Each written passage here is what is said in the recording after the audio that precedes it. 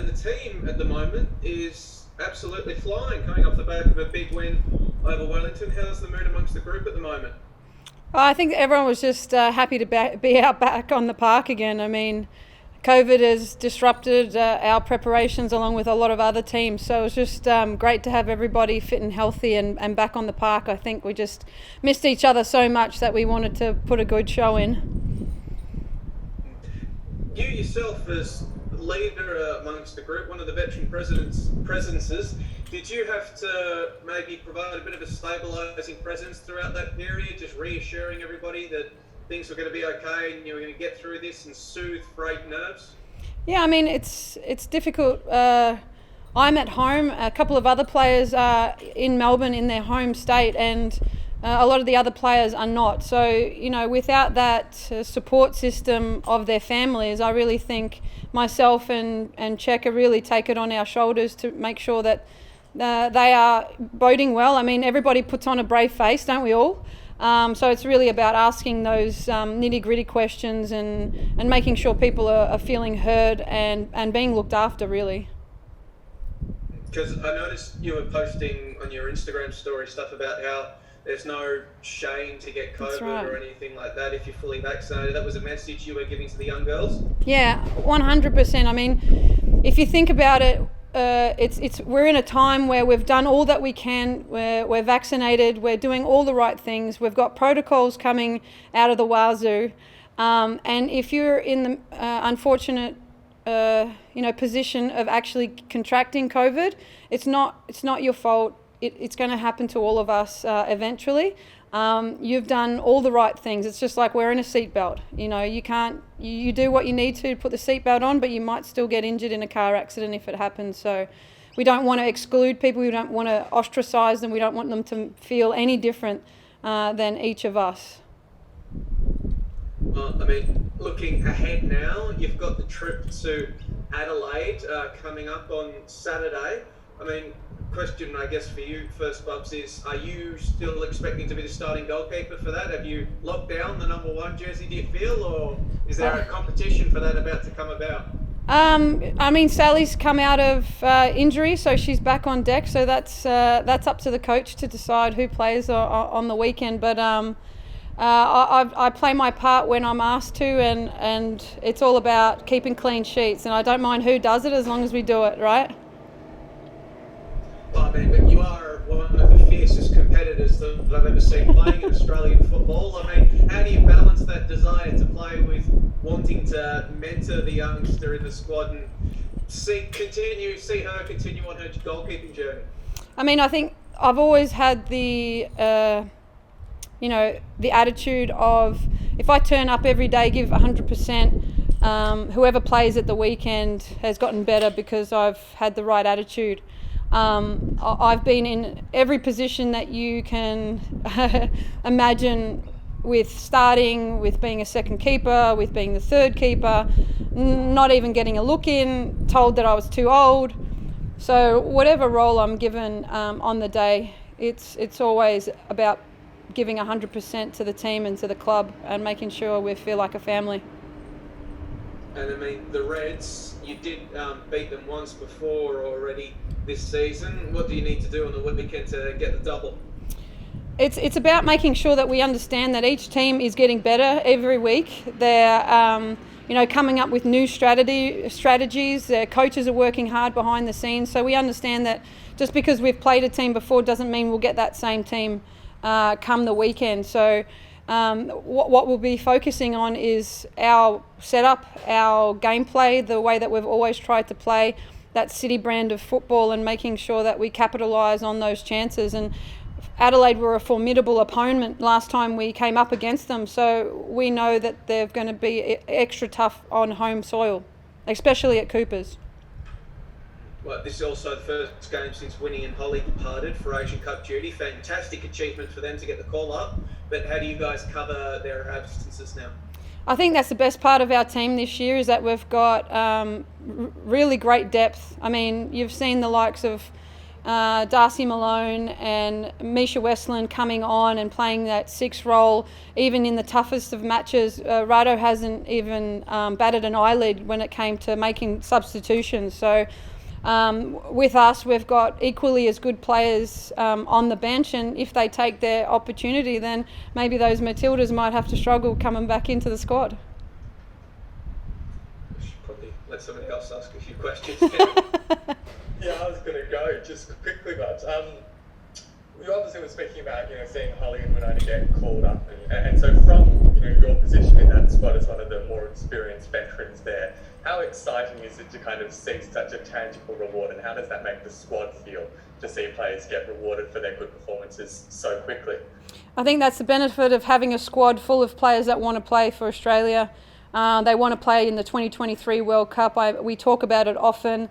We understand that this is a foundation for them to go on to bigger and better things, and they know that if they put in the hard yards on the training track, that good things come about.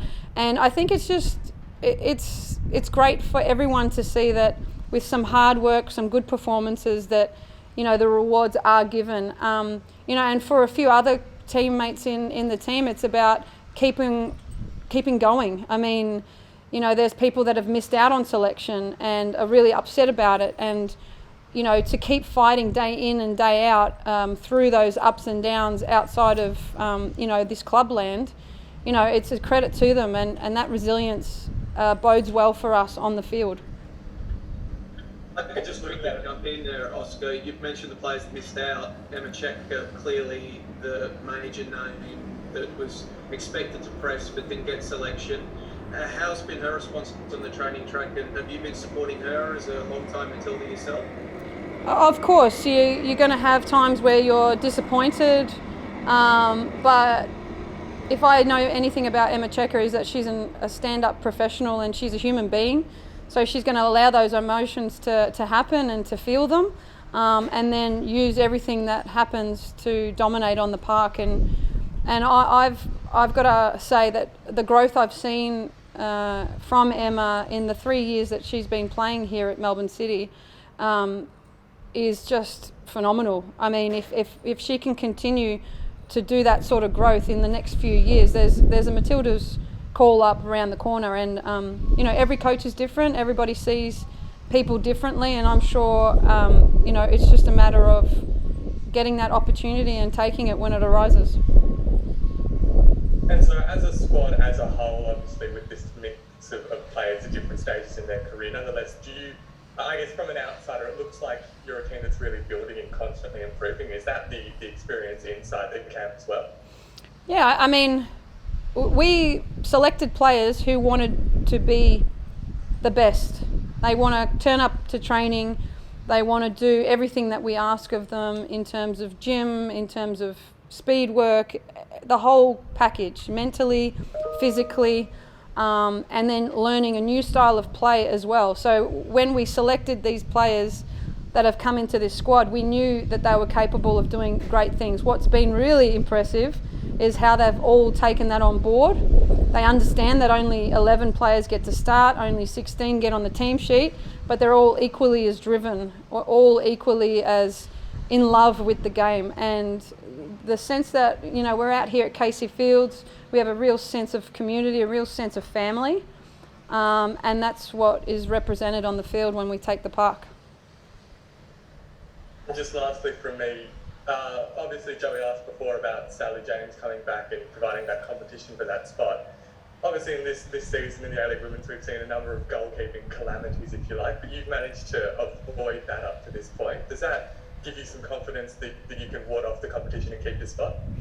I don't think it's something that I think about.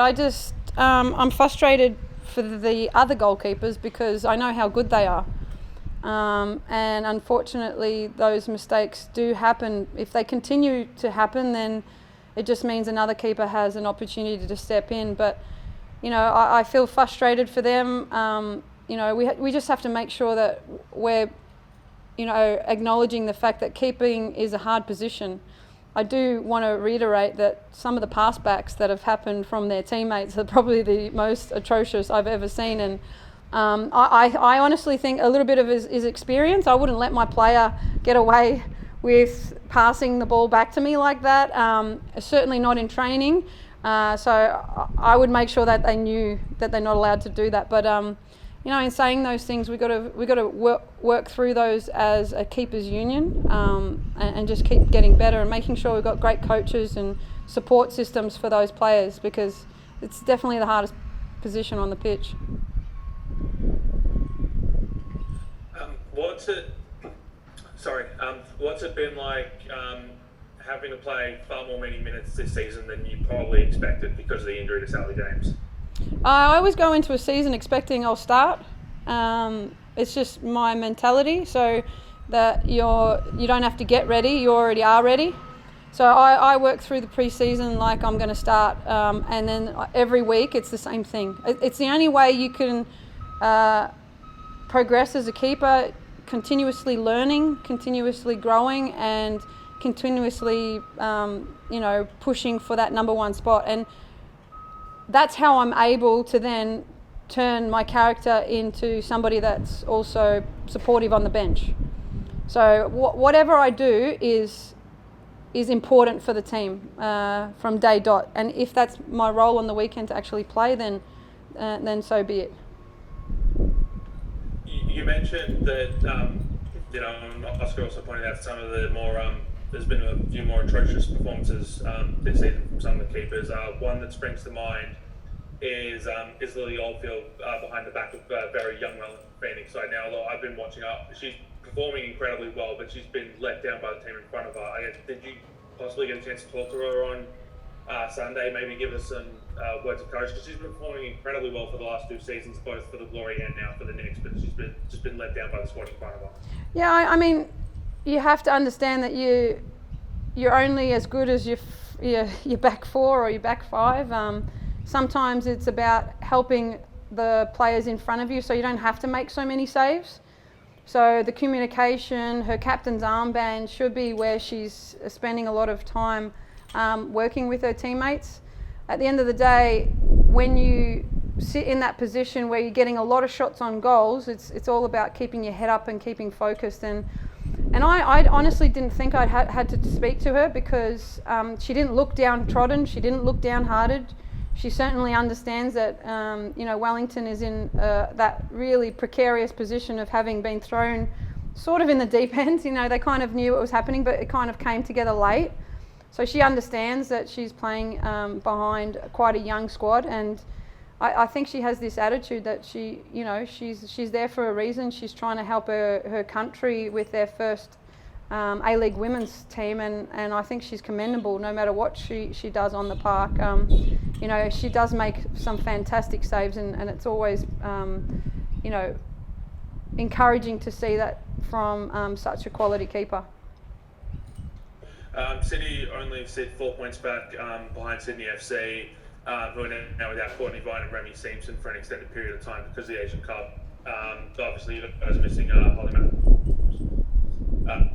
and Winona Heatley as well. How confident are you that you can begin to close the gap on Sydney, knowing that they're missing a lot of their goal scoring prowess? Yeah, I think a lot of it comes down to how many games we've got in hand. I think we've still got to catch up on a Newcastle game. And I think this is where the real test of teams comes through, because you're going to cross over now. So we've only been playing teams in our sort of little, COVID bubbles. So now we're going to stretch ourselves into other areas, and this is where you'll see the good and the cream of the crop coming to the top. And I think that's why we're going to be so strong, is that we've got such depth to the squad. It's really amazing to see how competitive it is at training. And I think if you didn't know people's names out there, you'd be struggling to see the starting 11 in any training session.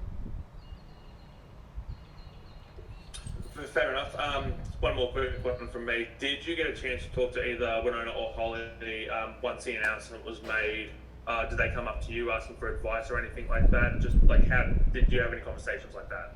Yeah, I mean, I just wanted to pass on my congratulations, and I sent them a little photo of a Never Say Die badge that's on the inside of our shirts, on behind the emblem. You know, many years ago, I'm not sure if they still do that, but we still have that sort of motto of never say die. And I think passing that on to them just was a couple of words of encouragement, not too much. And what I give to them every day is my chats, you know, what they can do to help beat me, to help save me. You know, I think one of the favourites of mine is when I walk up to Holly after I've just saved a couple of her shots and I tell her how to beat me. I know that'll I'll rue the day at one stage, but right now she's my teammate, so I get to tell her that.